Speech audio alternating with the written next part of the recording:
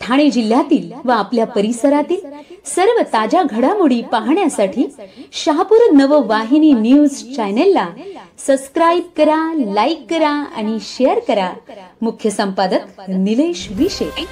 कुणबी सेना ठाणे जिल्ह्याच्या वतीने आदिवासी विकास महामंडळामार्फत भात खरेदी केंद्र तातडीने सुरू करण्यासाठी शहापूर तहसीलदारांना लेखी निवेदन। दिनांक 2 डिसेंबर रोजी कुणबी सेना ठाणे जिल्ह्याच्या वतीने आदिवासी विकास महामंडळामार्फत तातडीने भात खरेदी केंद्र सुरू करावे, अन्यथा कुणबी सेनेच्या वतीने तीव्र आंदोलन करण्यात येईल, यासाठी तहसीलदार कार्यालय शहापूर येथे लेखी निवेदन देण्यात आले।